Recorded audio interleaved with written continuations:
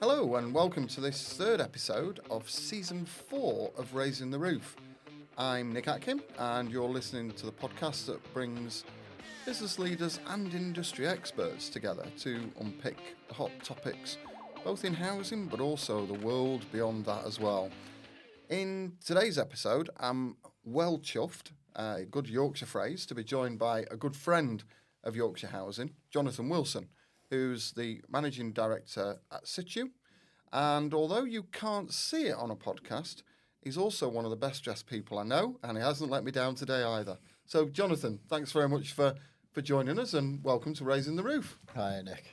For any of you listening who don't already know, Citu is one of the UK's leading sustainable property developers.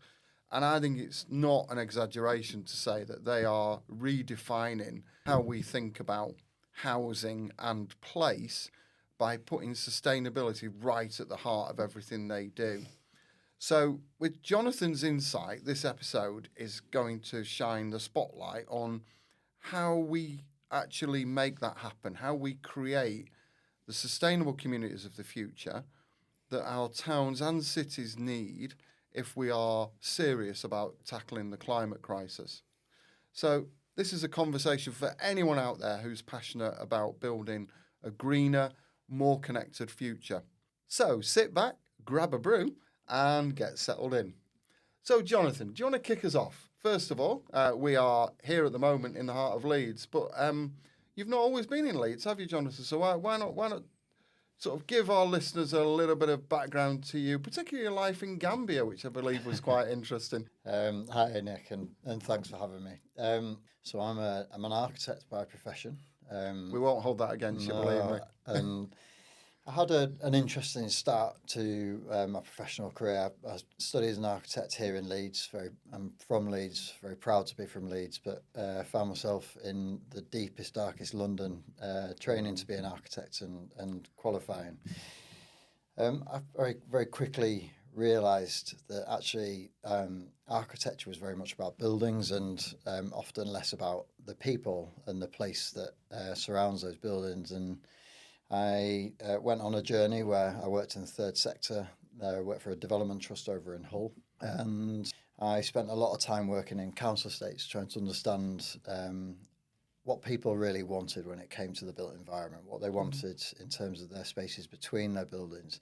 And then as equally important, what those buildings looked like and felt like. And there wasn't a better place for me to really understand that than some challenging communities, because within the heart of every challenging community, as you know, is usually a great heart and really interesting people that are really honest about what they need. Yeah. So that was the beginning of my journey, and I did find myself in Gambia doing a project out there with exactly the same principles. What did that community that I lived in and worked in Gambia, what did they need? And that was actually a really simple building. It was a market, and the purpose of the market was about how to join up two communities to create a bigger community that created a lot of value. So that was the first step on my journey. For those people who've not come across Citu, you know, what do you do and what makes you different? So a very quick introduction to Citu is that we are Yorkshire-based, proud again to be from Yorkshire. Absolutely, we love that on this podcast. I thought you might.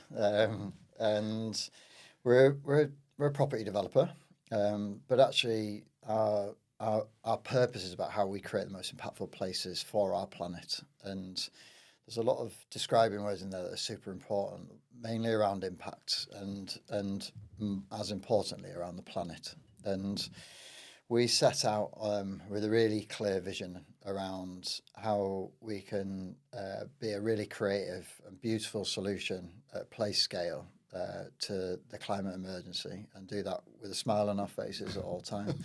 And I think, like Citu, sustainability is right at the top of our agenda here at Yorkshire Housing, and we're trying to achieve that sort of panacea of net zero across our new build, but also our existing homes. And I suppose, like you, we're committed to tackling climate change, but also not just that, but going back to what you said about helping communities live sustainably, and I thought it was fascinating. You said about your experience in Gambia, and actually what they needed was a market to bring two communities together. And I think what we've seen with your developments is the way that you've used housing and some commercial developments as well to bring communities together, and I think it's great. So we know from working with you that that's in your DNA, and we both know that creating sustainable communities is about where people can live, where you can relax, where you stay connected, where your best memories of life are made at home.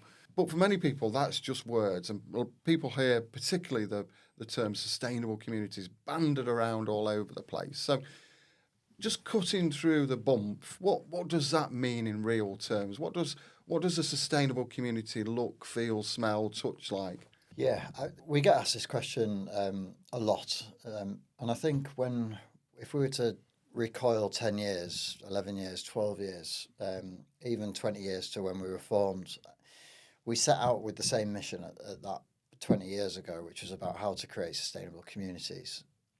The great thing is, over those 20 years, the word sustainable community has become more understood, and as you say, now is probably used too much in the wrong places.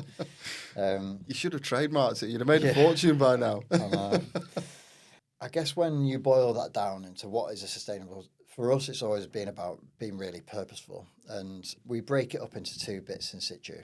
There's a lot of complexity that goes into creating a really sustainable community. I think there's the art and the science, and within the art, it's about creating places that people love, that they find joy, that they find friends, that they have great neighbours, great communities that they feel connected to, that has a huge amount of added benefit in terms of health and well-being, that is then layered with opportunities for leisure, biodiversity, for growing, for play. And that's super important when you're talking about long-term sustainability, social sustainability, but also sustainability of actually finding a place and staying, which we've got a habit of wanting to move too much, I think, in today's society. The science is, to look at it in its simplest form, is how we tackle the three biggest contributors of carbon in our cities, which are buildings, energy systems, and transport. Right. And how we design places from first principles from day one to tackle those three things beautifully and actually sometimes seamlessly. So we create places where you naturally, without even sometimes thinking about it, you change your transport behaviours. We hide the car, and from our landscapes, you won't see a car in the landscapes at Citu. By doing so, then your relationship with the car changes. By not having the car sat outside the front of your house, which we've, over the last 50 years, has become this thing where we have big objects outside the front of our houses that is used for often about 2 to 3% of the time. You change your behaviours. So that's in terms of the transport. The energy systems is really simple. Create high-performance homes that require a different level of heat demand because you've built them well in the first place. You're not pumping it full of gas and pumping all that hot air out. So, going back to the basic principles of tackling those three biggest contributors in terms of carbon. And we've talked on this podcast before about affordability not just being the rent or the mortgage, it's the cost to live in that home. And I suppose what some people would class as fabric first approach that you do. I know you've done some measurement of this, but what's the sort of the comparison in terms of the average household bill versus somebody who's living in one of your homes? What sort of level of household expenditure are they committing to heating their home compared to a traditional build? Yes, I think we use what's called the passive house principles, right. Which is the highest level of adopted performance standards. So we work to those principles around energy demand and air tightness. Right. And we layer that into also understanding that it's important to have a great view out of your house and actually create that social sustainability piece that I mentioned. But when you look at the costs, that's heavily linked to the orientation. So where are you getting the solar gain on the sort of day-to-day? So there isn't a single metric that it answers the question for all those homes. I can share from my own experience, which is that I live in one of our homes, that I don't have any heating in my house at all. We trialed that on day one 4 years ago. I don't have any ancillary heating in my home at all. So the assets within the house that generate heat, so if you're having a shower or a bath, you're doing some cooking, laptops, that heat is then stored within the home, and that is adequate. I've got a really lovely south-facing home, so the heat demand is it's minimal. Whereas perhaps where a different orientation, you might require some of the electric heaters that we put into our homes as well. Right. I suppose that helps as well that the sun always shines in God's own country of Yorkshire, doesn't it? Always. So you've always got that source of heat coming in. But we tried not having heating on in our house, but there was a sort of mini riot amongst my wife and my kids. So maybe I need to take some tips from you on that. But I suppose you've covered for me really, because one of the other things I want to know, if you were to boil it down, what are the key ingredients to a community being sustainable? And I think you sort of really clearly laid that out in terms of it being about the building, about the energy source and the transport. But I suppose, many others have tried this and have sort of dipped their toe in the water of trying to create, these types of communities. And for those people who are listening who've not been to the climate innovation districts in particular, it does feel very different when you come into here compared to probably most of the places I've ever been, certainly in the UK.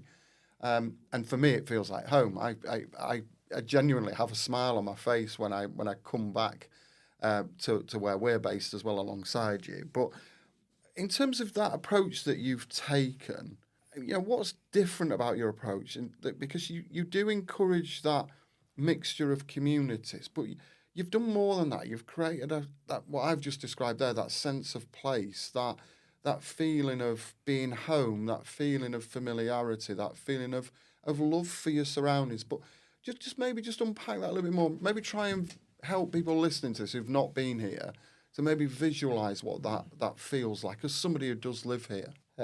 I think it's really important that we sort of share a bit about where we got some of our ideas from for this. I think we travelled far and wide across Europe looking at some of the best examples. And the single principle that they all share is that they deprioritise cars from their landscapes. And the Climate Innovation District has no cars in the landscape. By doing that, you then bring back approximately 40% of the land that a traditional housing development would use for either the roads or parking, and you give that back instantly. Yeah. And we layer that with opportunities for play, for leisure, different hierarchy of spaces. We've got trampolines that are within the public realm. We've got nets that hang over some of the underground car parking, and create spaces that are of a human scale. And there was a book that I read by Jan Gehl very early on in my own journey that was about creating places of human scale, being able to see people's emotions from 3-4 story buildings is really important part of that connection and the sense of belonging within a space and place. So the Climate Innovation District encompasses all those principles, but does it really subtly.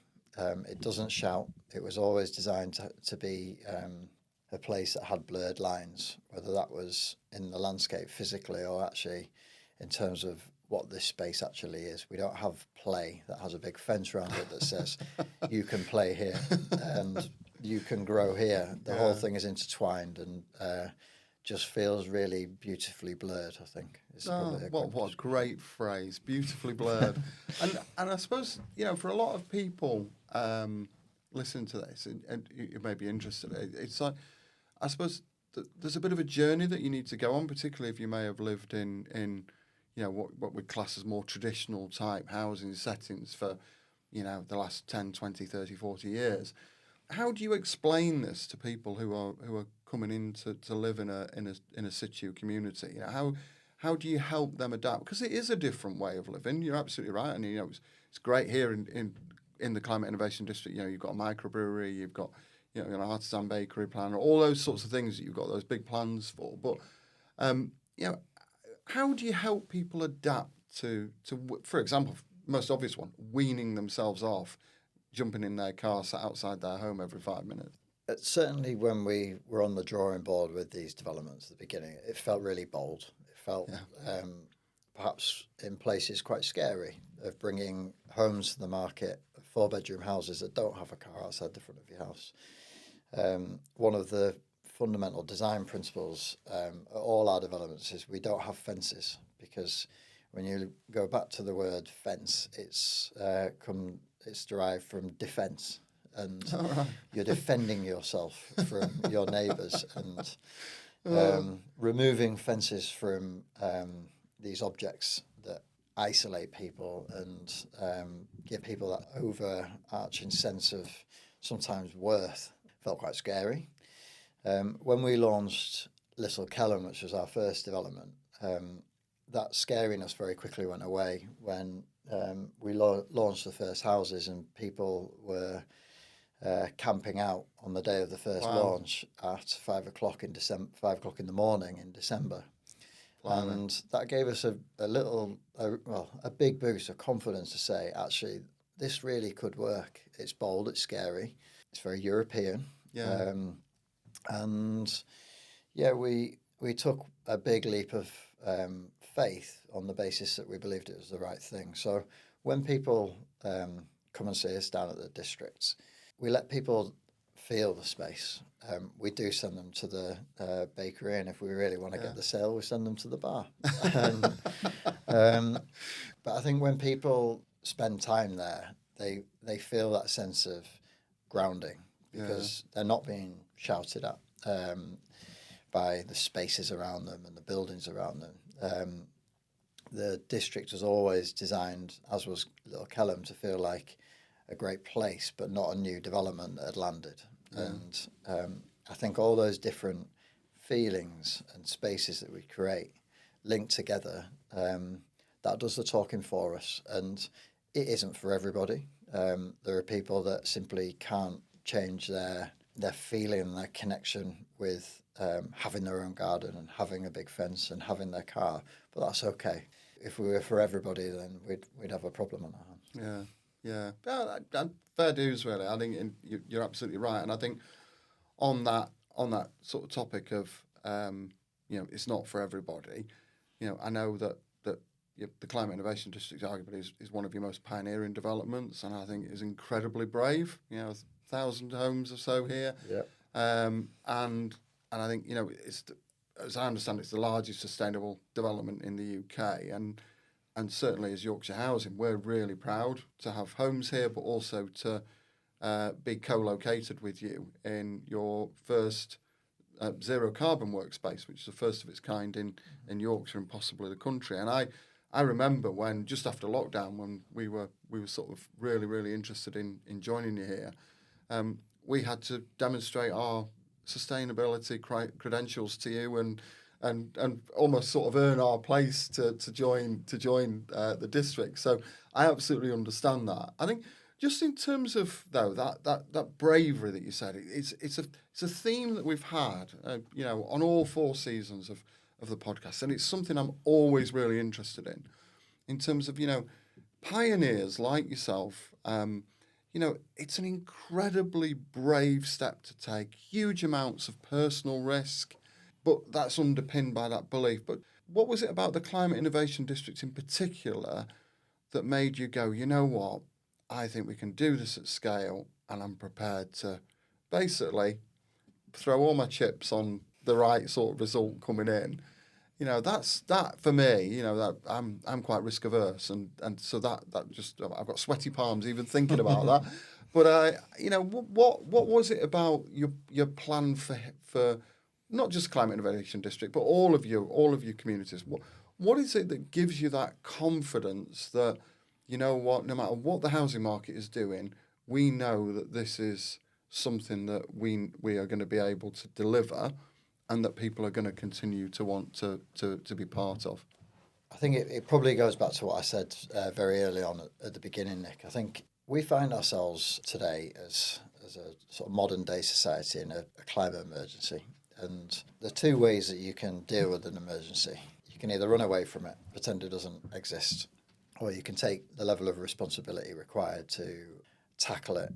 Unfortunately, there's many different challenges that we face in today's society, but we've set up a business and an organisation that is full of really purposeful people that are aligned to our purpose as a business. We've got some amazing people at Citu that do amazing things and blow my mind on a daily basis.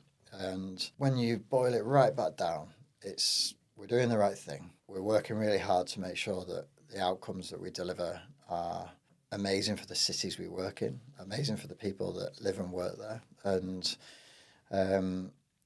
actually, if you can hold that level of credibility and authenticity and you believe you're doing the right thing in the right places, it'll be all right.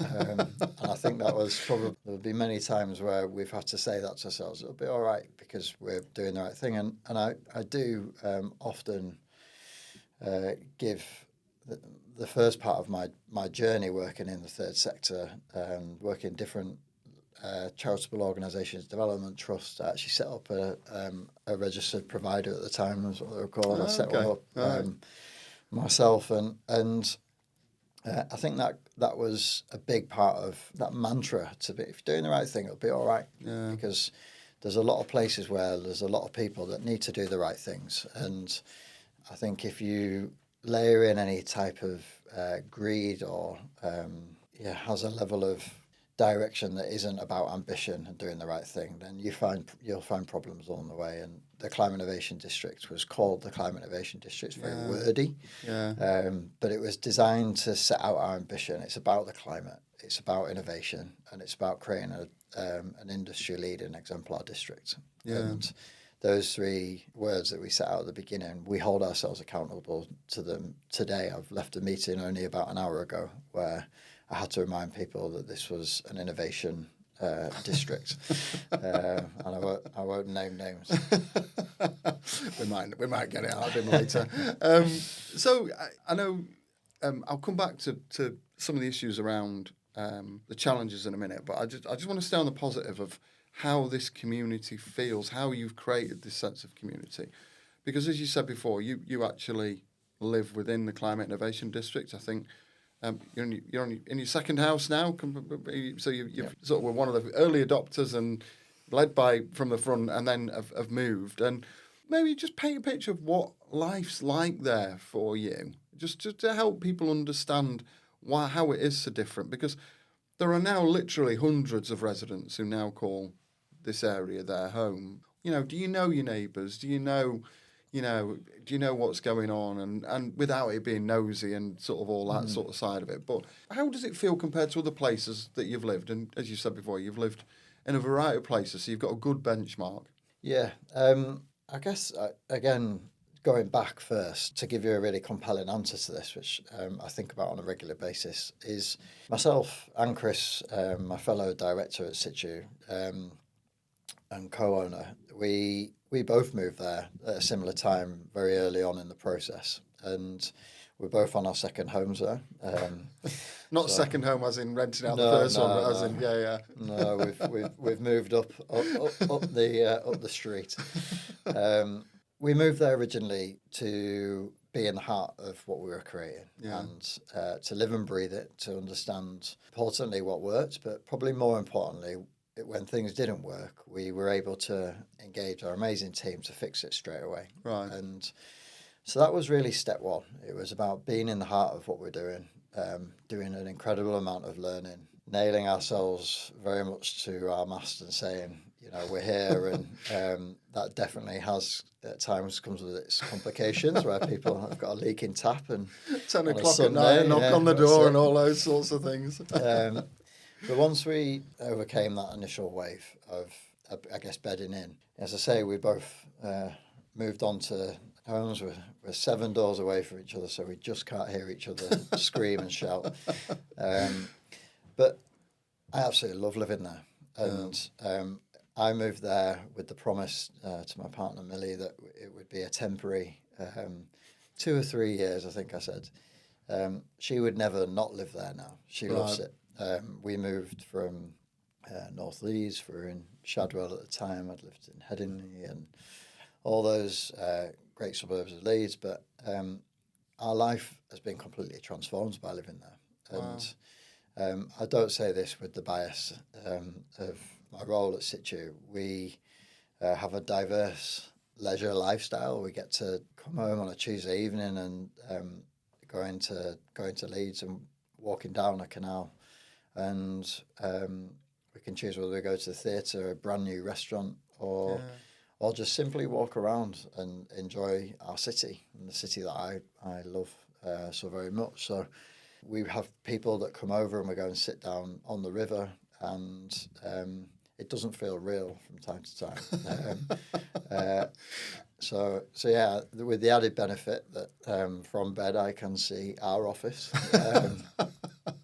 which gives gives a nice short commute. I've got all the amenities within the notion of the 15-minute neighbourhood. I've got a great bar, great restaurant. I've got a gym down there, great workspaces to break out to. So thoroughly love living here. It's been a complete game changer for my life. I can say that very honestly, and I can also say that on behalf of a lot of the residents who I do know really well. I've got some great friends at the district, and they share their own stories with me. It's very humbling, and is exactly why those bold, scary moves 10 years ago make it all absolutely worthwhile. Because you actually track, don't you, how many children have been born since people have moved to the district? So, which I always find fascinating, really, and that's where you make a difference, isn't it? When people are choosing to start not only their own lives together, but also new lives as well. So what's the run rate up to at the moment? We're on 36. Wow. I think last time we spoke we were on 32. So, and I think that sort of tells a nice story in itself. The houses at the Climate Innovation District were the first family houses in Leeds City Centre now for 100 years. We started telling the story, it was 90. 100 years. And that in itself was scary and bold when you start thinking, how do you take something to market that hasn't been here in any of our lifetimes? But what we're now seeing is for every 2.5 households, there's a child. So that's really changing how the areas that sit around the district have the ability to change themselves. You look at the rest of the city centre and the stat is for every 125 apartments, there's one child. So every 125 apartments, just one child? Yes. Wow. So this has really changed the mould to say, actually, families do want to live in the city centre. Yeah. You bring the amenities to support the families, and you can grow something on brownfield land, connected into the amenities of a city, tackling those three biggest contributors to carbon, but do that beautifully without perhaps people being conscious that they're actually moving to a new sustainable way of living. Yeah. That beautifully blurring that you mentioned before, which is a phrase I absolutely love. I'm going to take away from today. I suppose that's how it feels now, but it's still growing and organically developing, isn't it? So, is it 3 years when it's due to finish? 3-ish? Yeah. So what will it look like then? What's still to come? What will the finished district look like? Yeah, I think the most important part of the district in 3 years' time is that it's underpinned by an amazing landscape that we've set the principles for, and making sure that every space between our buildings has a purpose. And layered on top of that is that there's a great community that feels a sense of ownership within their homes and their place. They feel a sense of belonging. However they choose for that belonging to look like is we create space for them to do so. And then there'll be 1,000 homes, which is super important, because if you go back to the word I used at the beginning about creating the most impactful places for our planet, one part of that is about being able to do this at scale, to tell the market that actually you can build sustainable, high-performance homes in great places where people love to live, and you can do it at scale, and you can create a business off the back of that. I think the industry at the moment has a lot of excuses, a lot of question marks about how to do sustainability at scale. So we positively create a ripple effect in the industry. The up and coming parts of the district that are super exciting is bringing a full-time home for our great brewery, for a great bakery. Yeah.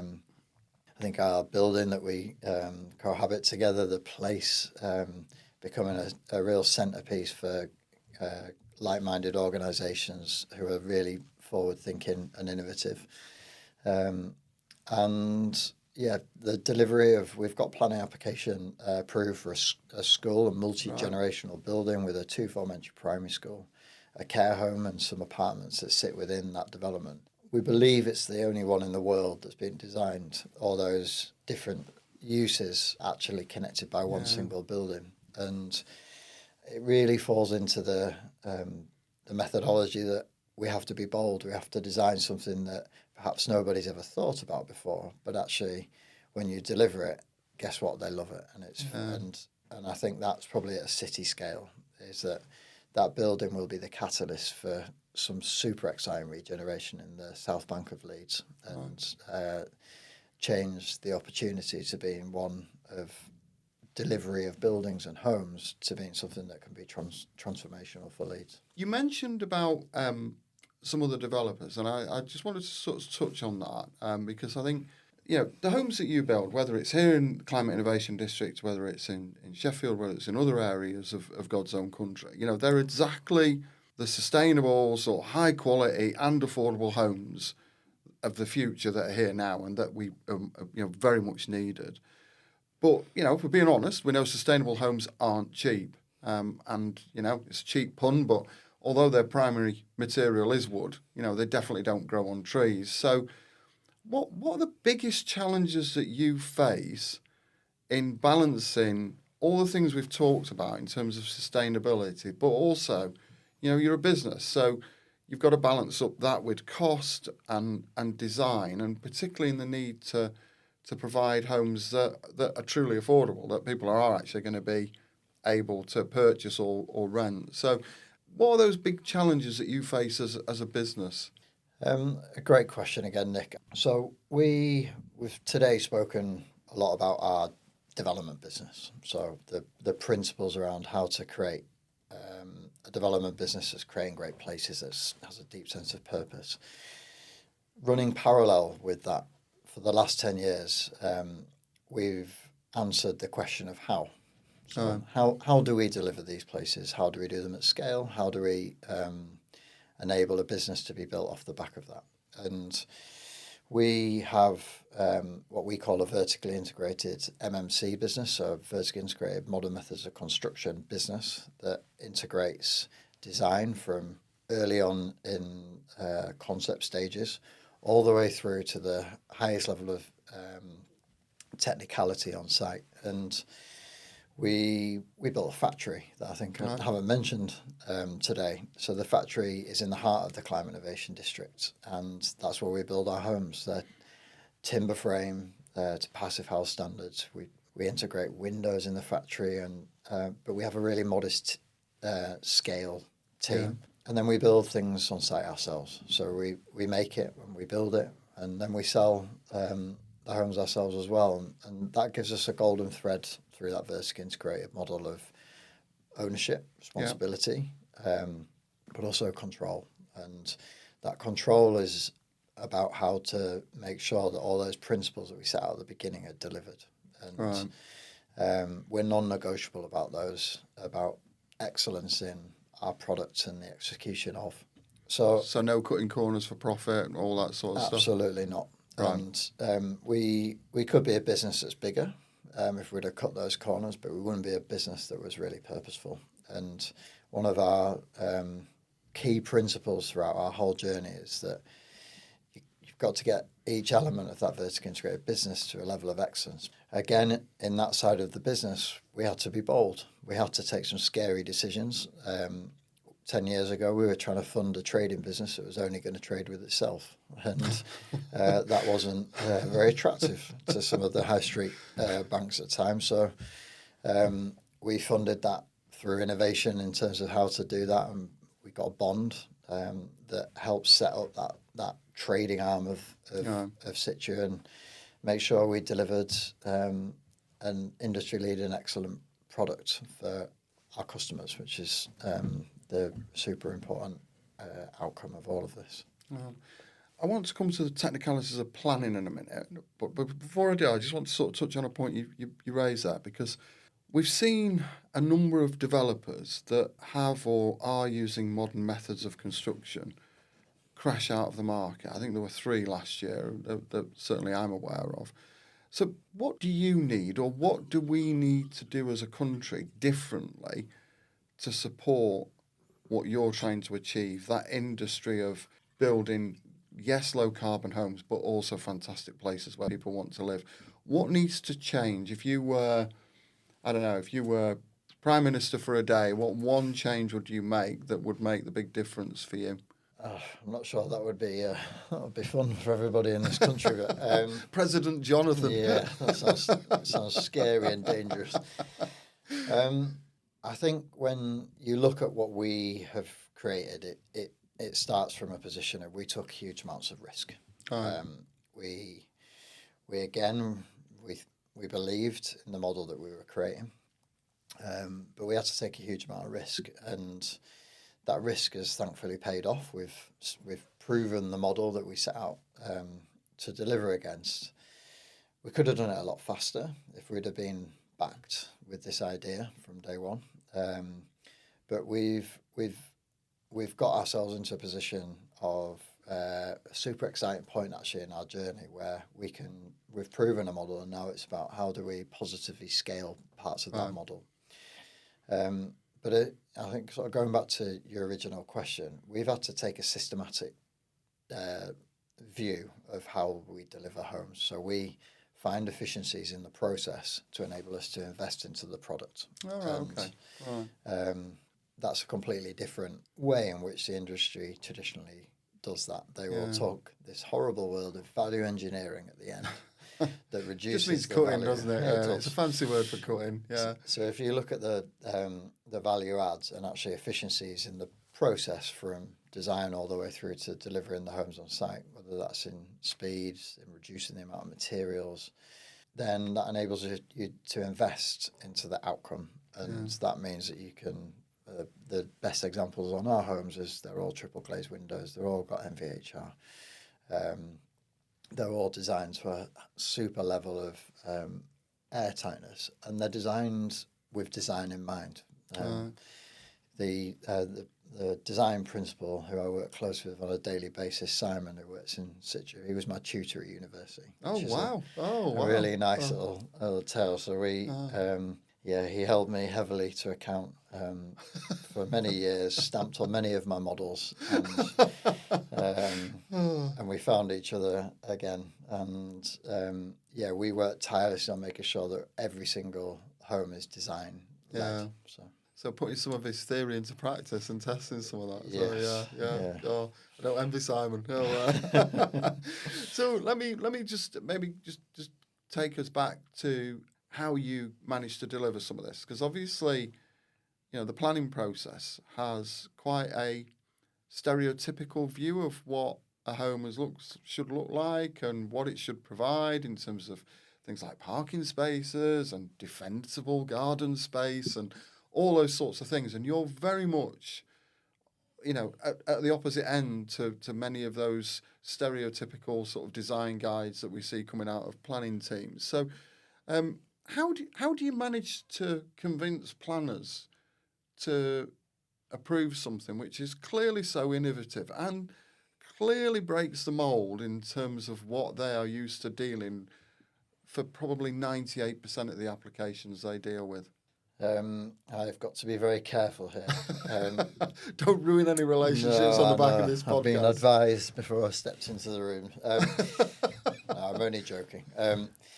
We work across Yorkshire, however, heavily with both Leeds and Sheffield. And I think when we set out on any one of our projects, we put the time in up front to really explain the why. And that goes starting always with our purpose and with the climate emergency, and try and connect back to that local authority, that city, that some of the challenges that they're facing, and maybe anti-silo some of their thinking. So it's not just about housing. It can also be about transport. It can be about health. Explain that we've got this holistic approach to be able to answer some of their challenges.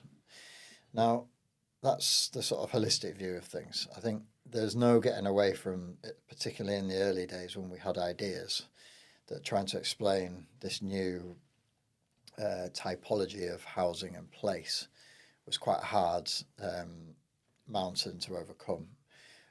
Again, we had some great examples across Europe that gave some comfort to say it can be done and it can feel great, look great, and we want to do it here in Leeds or Sheffield. We started in Sheffield first, and that was our first significant development at Little Kelham.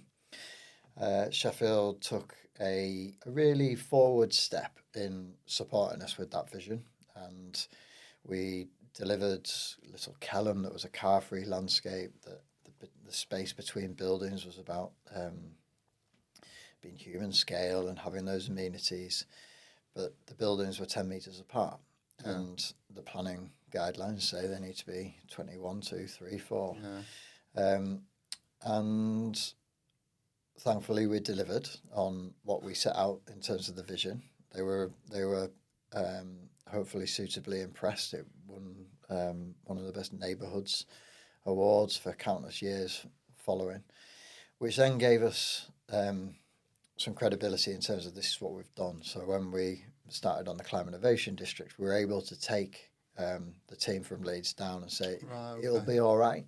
It might not be what the policies and the regulations tell you, but you've also not delivered family houses in the city centre for 100 years.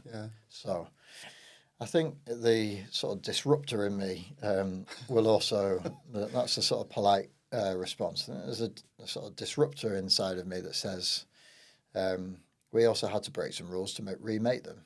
We had to sometimes be trailblazing in the sense of, if we're doing the right thing for the right reasons and we're not going to hurt anybody, that actually sometimes just showing that this is what it will look like is sometimes the right approach. And one of the really great examples, and you may not have even noticed this, Nick, but outside the front of our houses at the Climate Innovation District on what we call Secret Garden, that's actually classified as a road, because underneath that green, I guess for context, that's a green grassed area outside the front of the homes.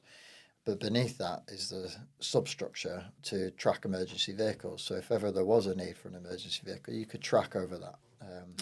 So that one in 100 requirement is actually, the rest of the time it's a great space. It's got amenity in play, etc. So we overcome it by doing. We always do it with a smile on our face. We always do it trying to collaborate, and it's a big part of our own culture as a business, is that we accept that the computer's likely to say no, because we're taking a path that isn't already trodden on almost all occasions when it comes to design, planning, and that's okay. Right. Okay. Well, I think you managed to get around that question without ruining any relationships. In fact, you gave a big shout out for both Sheffield and Leeds positively. So I'm sure they're sort of clapping in the background. Last one from me, really. Just looking to the future. What's the future like for Citu? You know, what's your big ambition?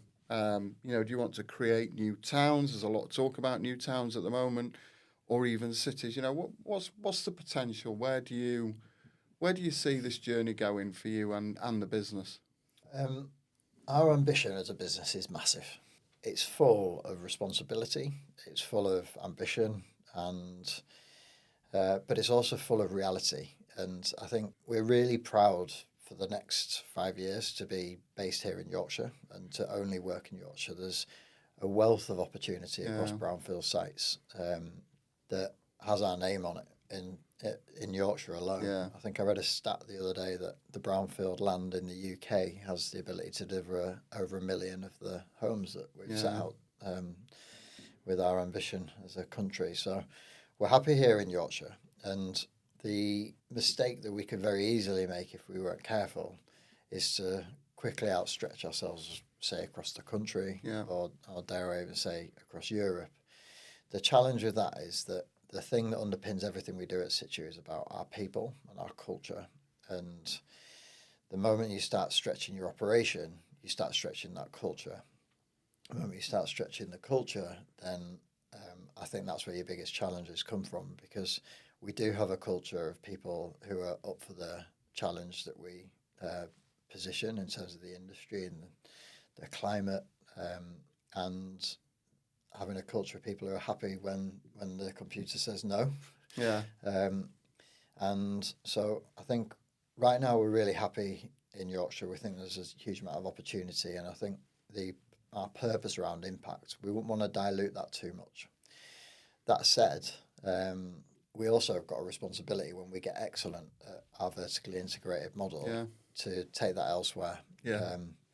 One of our leading principles is that we're completely open to sharing, and we want to create a ripple effect. We want people to copy our model. We want to help people if they reach out and want us to help them systematically change how they go about it, or if they simply want us to input into design.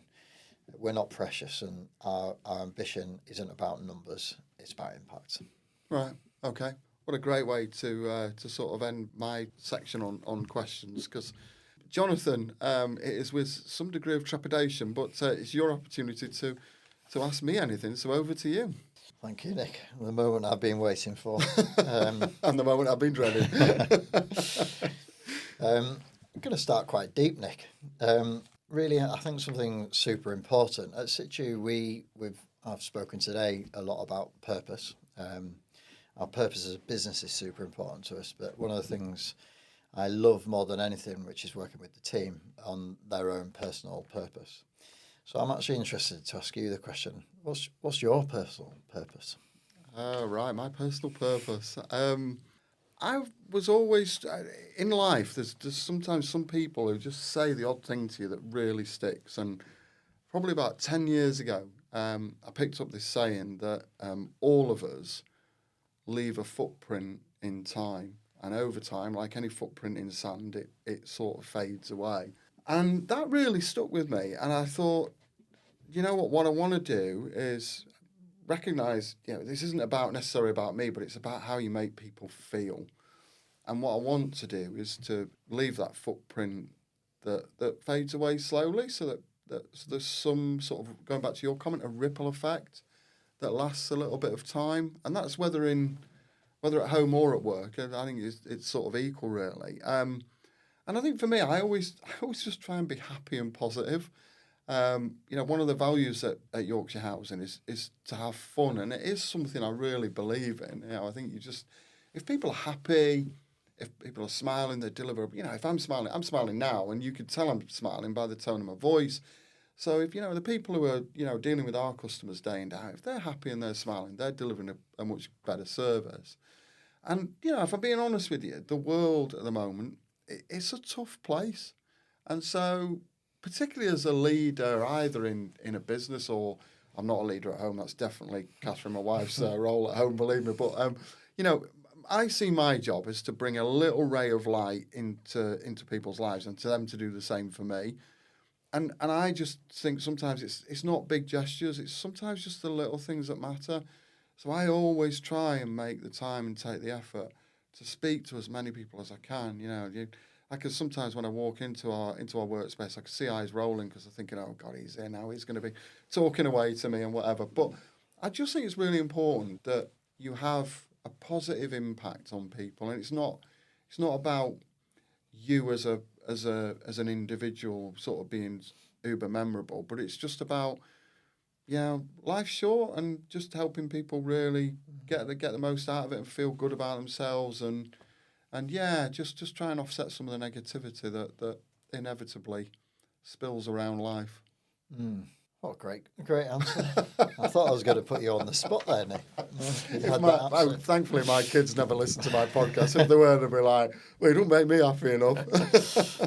And I guess just to add to that, I couldn't agree more. I think there are a series of challenges that we all know about and talk about, but I think unless you do that with an element of fun, an element of ambition and positivity, then you're never going to get right outcomes. Yeah, So I yeah, couldn't agree more. absolutely.